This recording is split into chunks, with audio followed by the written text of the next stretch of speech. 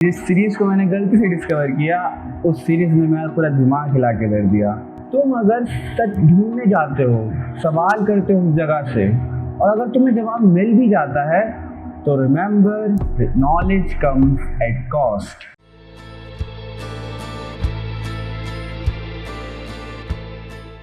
फर्ज करो तुम एक ऐसी जगह फंस जाओ जहां से वापस आने का कोई रास्ता ही ना हो। तुम्हारे पास दो ही ऑप्शन बचे हैं, या तो सच एक्सेप्ट करो और वहीं पे पूरी जिंदगी गुजारो, या तो दूसरा उम्मीद।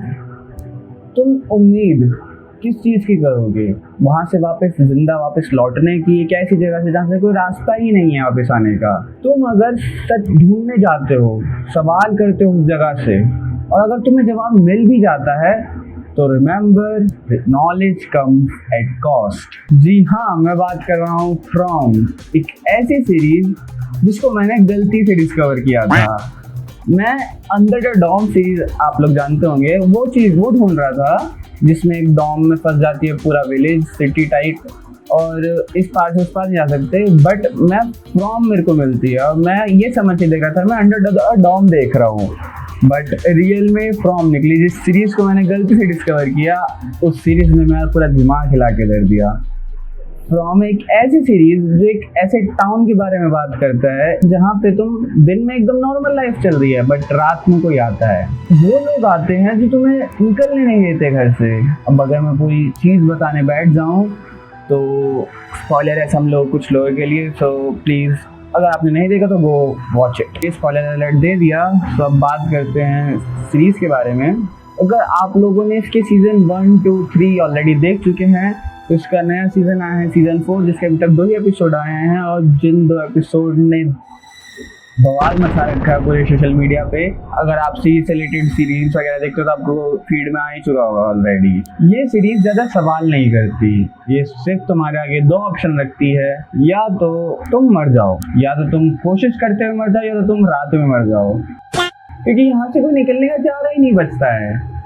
या तो तुम सवाल खोजते हुए ढूंढते हुए मरोगे कि यहाँ से बाहर कैसे निकला जाए, या फिर तुम बस मर जाओगे रात में, तुम्हारा कोई अस्तित्व ही नहीं है टाउन में। सो बात करें सीजन 4 की, उससे पहले हम सीजन 3 पे चलते हैं, जहाँ पे हमने देखा था जेड और तैबिता, उन बच्चों के दिखने के पीछे का रीजन क्या है, उसके जवाब ढूंढते हैं, बट उन्हें जवाब तो मिल जाता है, बट जवाब की कॉस्ट वो जिनकी डेथ से चुकाते हैं, जिससे हमें ये पता चल जाता है नॉलेज कम्स एट कॉस्ट। तो इस वजह से हमें ये तो पता चल जाता है कि जितना तुम सवाल जानने के को खुदेदोगे, उतना ही ये टाउन तुम्हें दर्द पहुंचाएगा।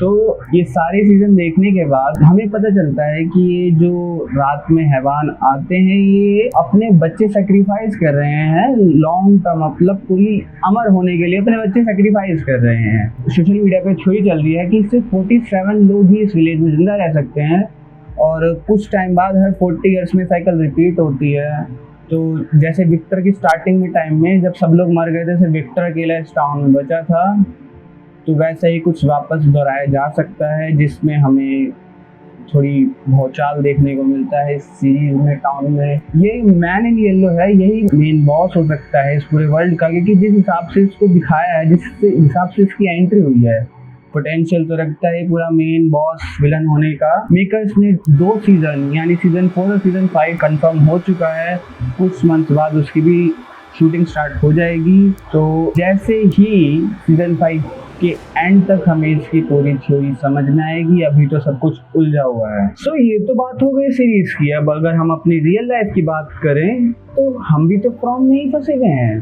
Same life style, same routine, same expectation, but बस फर्क इतना है कि जो ये इसमें येलो मैन है, जो कि ये सब कंट्रोल कर रही हैं, उनको अलग चीज़ है, और हम अपनी लाइफ को खुद ही कंट्रोल कर रहे हैं, खुद ही लूप में फंसा रखे हैं। तो खैर, हमें क्या, स्टे इन लूप। तो नेक्स्ट वीडियो में बताओ बॉयड आपको कैसा लगता है, नीचे कमेंट करो कि अगर आप उस वर्ल्ड में होते तो आप क्या करते। तब तक के लिए सी यू, बाय बाय।